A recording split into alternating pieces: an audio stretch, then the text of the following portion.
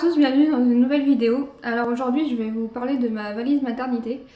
Alors je vais pas vous faire, là je vais juste vous faire mon sac de naissance en fait pour la salle de naissance. Parce que pour le reste je me dis qu'il y a pas mal de vidéos déjà sur YouTube, que c'est voilà, qu'il y en a déjà beaucoup, si vous en cherchez vous allez en trouver. Mais moi vu que je vais accoucher sans péridurale, je me suis dit qu'un sac pour la salle de naissance ça pourrait être pas mal parce que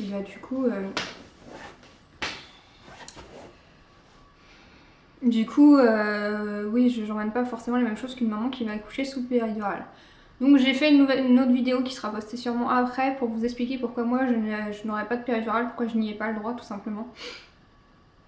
Donc moi ce sera sûr et certain que je n'aurai pas de péridurale, c'est pas à la dernière minute je pourrais dire non je la veux. Je veux dire c'est un choix de ma-même mais en même temps c'est pas un choix, j'aurais pas le choix je n'ai pas le droit à une péridurale. Pour ce qui est de ce que j'emmène, donc en fait j'emmène un sac avec des pochettes comme ça dedans, donc il y en a une pour bébé, une pour moi. Donc je vais commencer par vous montrer ce que j'ai mis dans celle pour moi. Alors là dedans il y a la culotte filée et la serviette hygiénique spéciale post-accouchement, je ne vais pas vous les montrer, ça sert à rien, vous savez à quoi ça ressemble. Parce que c'était demandé sur la liste de maternité, c'est vrai que la liste il y avait 6 trucs de marqués, c'était vraiment ridicule. C'était vraiment ridicule mais c'était demandé donc je sais pas si on en a besoin pour la salle de naissance ou si combien sont fournis donc... moi de toute façon j'emmène et de toute façon c'est pas ça qui prend de la place dans le sac de naissance, pour la salle de naissance. Donc ce qui est pour moi, donc déjà j'ai pensé à mon confort. Donc j'ai pris une grande paire de chaussettes comme ça qui montent jusqu'aux genoux. Donc, pour les filles de taille normale entre guillemets, ça ira jusqu'au dessus de vos genoux, moi ça va sous mes genoux. Donc c'est des H&M, donc c'est en pilou pilou comme ça vous voyez, super douce. Parce que moi je supporte pas d'être à pieds nus donc... d'être à pieds nus, d'avoir froid aux pieds, ça me provoque des douleurs. Donc si j'ai déjà les douleurs des contractions, autant éviter d'avoir plus de douleurs aux jambes que nécessaire. Hein. Et donc ouais, vraiment pour être confortable, pour pas avoir froid aux pieds tout simplement. Voilà. Donc je remets dans ma pochette au fur et à mesure. Si j'ai tout sorti, c'était plus simple. Un chouchou pour m'attacher les cheveux parce que forcément mes cheveux me font une vraie galère en ce moment, mais j'ai pas envie d'avoir les cheveux dans la figure pour accoucher, logique. Je pense quand on est en plein travail et tout, qu'on a des contractions, on a autre chose à se préoccuper d'avoir les cheveux dans la figure. Donc un chouchou.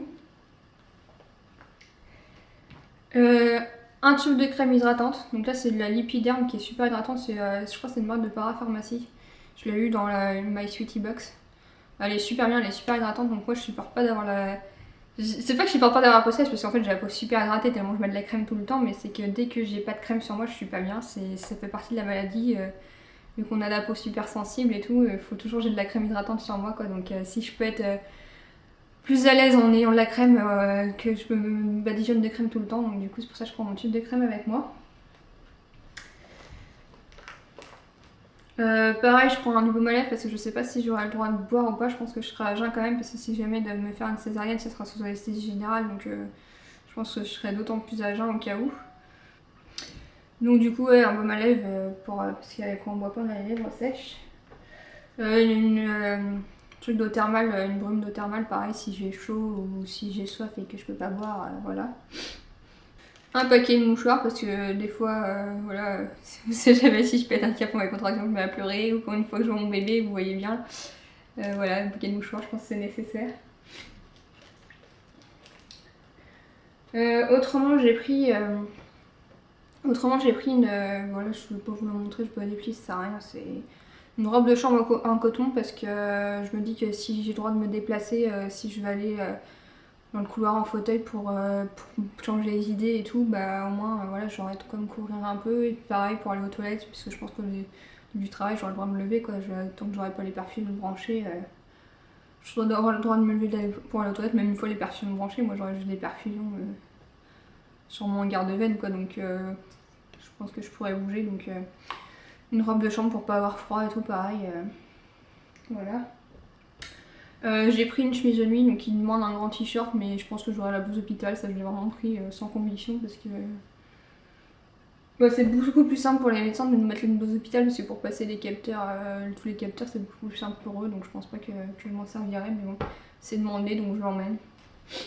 Bien sûr j'emmène mon appareil photo, mais là je m'en sers donc la housse est vide, mais j'emmène mon appareil photo.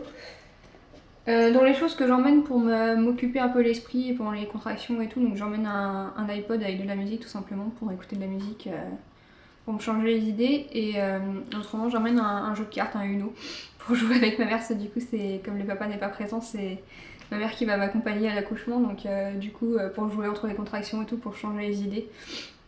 Voilà, puis autrement je pensais peut-être emmener des magazines, mais je sais très bien que quand j'ai mal, quand je suis pas en forme, je peux pas lire, au niveau de mes yeux ça le fait pas, même avec mes lunettes. Autrement j'aurais peut-être mon portable, je le mettrai en mode avion, mais si je peux jouer à des jeux, tout ça, pour me changer les idées, voilà. Donc j'emmène mon câble de chargeur aussi au cas où, mais ça m'étonnerait que je sois sur mon portable pendant l'accouchement, on verra bien, mais voilà.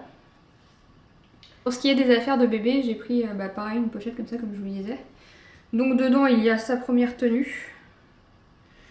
Donc un body, un pyjama, une couche et une brassière, ce qui est demandé. Une short-buette parce que c'est demandé aussi. Donc voilà, une short-buette je vous avais déjà montré dans un haul, donc je la sors pas. Et dans la petite pochette devant là il y a un bonnet, des moufles et des chaussettes en fait pour qu'il soit bien au chaud.